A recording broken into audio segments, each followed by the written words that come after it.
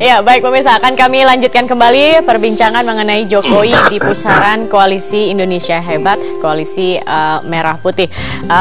Mas Toto, tadi kan juga kita lihat sudah banyak pertemuan. Nah, kalau kita melihat pertemuan yang dilakukan dengan berbagai pihak, termasuk juga dari Koalisi Merah Putih, lalu kemarin juga sebelumnya sudah meminta rekomendasi dari tim 9. Apakah bisa dikatakan bahwa Jokowi pada saat ini tidak percaya lagi dengan koalisinya sendiri, atau seperti apa? Menurut saya begini, jadi harus dilihat bukan Pak Jokowi sedang menjauhkan diri dari koalisi. Kenapa kemudian Pak Jokowi belakangan menghabiskan waktu dengan misalnya tim 9, lalu kemudian juga mengundang tokoh-tokoh dari luar seperti Kompolnas misalnya, lalu kemudian juga di dalamnya Watimpres, lalu belakangan juga bahkan pihak oposisi. Karena Pak Jokowi ingin menerima dari semua masukan. Kalau dengan KIH kan tidak perlu dipanggil-panggil lagi, memang itu kan bagian inner circle dari Pak Jokowi. Artinya di sini menurut saya yang bisa dihargai adalah Pak Jokowi ingin memperlihatkan bahwa pengambilan keputusan itu didasarkan pada rasionalitas dan masukan berbagai macam pihak.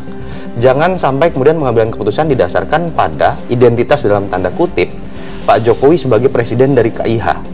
Ini yang selama ini kan juga menjadi sindiran dari masyarakat, bahwa presiden seakan-akan siapapun itu ya, termasuk Pak SBY, tersandera oleh kekuatan koalisi pendukung.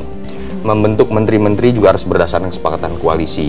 Mengambil keputusan pun harus berdasarkan perintah dari koalisi. Apalagi tuduhan itu lebih kuat dari Pak Jokowi kepada Pak Jokowi dibanding Pak SBY. Karena apa? Karena Pak Jokowi bukan pemilik partai. Yang itu menyebabkan orang mengatakan lebih berbahaya lagi nih pada situasi Pak Jokowi. Dia berpotensi menjadi petugas bahkan boneka ke orang-orang tertentu sebagai milik partai misalnya. Yang sudah ditunjukkan oleh Pak Jokowi menurut saya pada detik ini adalah dia ingin menunjukkan saya presiden. Ketika bahkan ada penolakan dari partai pendukungnya sendiri pun, beliau tetap adalah magnet politik yang bukan tidak mungkin didekati oleh partai-partai lain begitu. Ada tidak seperti kemungkinan mungkin Jokowi kemudian dengan KMP ini akan meyakini tidak mungkin kalau sampai kemudian ada tuduhan Pak Jokowi akan pindah partai. Pak Jokowi dari awal itu menunjukkan dirinya tidak memposisikan diri sebagai kader partai tertentu dan terikat hanya pada partai tertentu, dan kemudian ketika beliau tidak cocok pindah ke partai yang lain. Beliau malah selalu ingin menunjukkan ketika saya sudah menjadi pejabat publik, jarak saya atau posisi saya sebagai kader partai malah mulai harus sedikit ditinggalkan karena saya harus fokus kepada kerjaan saya, entah di Gubernur DKI ataupun di Indonesia. Menurut saya jadi tidak pada level itu, ini lebih kepada presiden ingin menunjukkan beliau bisa kemudian mendapatkan dukungan dari siapapun, bukan hanya kepada KIH. Entah sifatnya konkret, sudah minta dukungan kemarin kepada Pak Prabowo, ataupun yang tadi saya sebutkan, hanya sebatas bahasa komunikasi politik. Beliau otomatis bargaining positionnya sudah naik juga di hadapan mungkin kalau KIH saat ini sedang berbeda, mungkin gitu. Bagaimana tanggapannya Pak Syarif? Saya pikir sih nggak ada ya. Ya biasalah. Memang sedang berbeda saat ini KIH dengan Jokowi pendapatnya? Oh tidak berbeda. Saya sependapat. Ya KIH ini kan sudah bagian daripada Jokowi. Nah, ketika Jokowi membangun komunikasi, bukan Jokowi menjadi bagian dari KIH. Ini saya pikir statement tepat lah. Ya. Baik. Jadi dia membangun komunikasi dengan yang lain, kan beliau sekarang Presiden Republik Indonesia. Jadi siapapun sejak dia terpilih dia menjadi Presiden Republik Indonesia. Itu juga yang diduduki oleh Pak Prabowo kan. Ya, memberikan dukungan. Nah, masalah kompetisi yang kemarin ya sudah selesai. Nah, jadi inilah yang harus dimengerti oleh masyarakat. Gitu. Saya dari awal saya sebenarnya sudah tidak setuju. Ketika sudah presiden sudah dilantik, tidak ada lagi kubu-kubuan.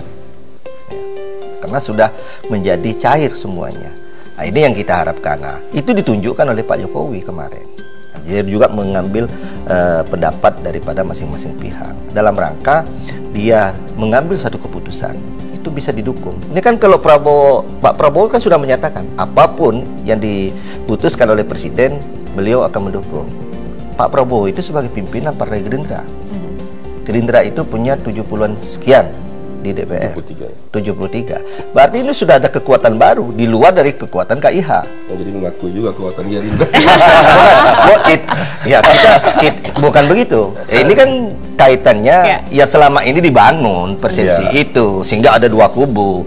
Nah, ya saya pikir ini udah cukup baik nih. Saya kira betul tadi bahwa presiden sekarang itu bukan milik kelompok tertentu, bukan milik partai tertentu, tapi milik bangsa Indonesia. Untuk itu, keputusan yang harus diambil oleh Presiden bukan karena pendapat 1-2 partai, tapi harus mendengarkan aspirasi masyarakat banyak, dari manapun masyarakat itu berada. Dan saya kira hari-hari ini menjadi hari yang penting dan menjadi ujian bagi seorang Jokowi memutuskan dalam kondisi seperti ini. Karena kepemimpinan, sejatinya kepemimpinan itu akan terlihat ketika ada berbagai masalah yang timbul. Dalam masa-masa yang sulit dibutuhkan strong leadership ya. Jadi leadershipnya dibutuhkan. Dan hari ini memang sangat diuji kepemimpinan Jokowi. Contoh soal KPK, soal Kapolri, dan banyak hal, termasuk APBNP loh Mas, banyak hal sebetulnya menurut saya menyambung. Harus didiskusikan. Apa yang coba dibangun oleh Pak Jokowi dengan membangun kekuatan politik di parlemen, termasuk memanggil atau mengundang misalnya pihak KMP, tujuannya karena kita tahu bahwa masalah yang akan terjadi di kemudian hari ini bukan masalah sekedar keputusan mengenai Kapolri saja. Ya. Jangan sampai perbedaan pendapat antara presiden dengan sebagian partai yang ada di parlemen itu mengganggu kebijakan-kebijakan yang lain. Contoh, dalam waktu dekat kita harus berbicara mengenai APBNP yang itu menyambung bukan hanya masalah hukum saja seperti kita bahas dalam kasus Kapolri, tapi menyambung masalah ekonomi, politik, dan segala macam. Dan itu menurut saya yang sedang dijaga oleh Pak Jokowi.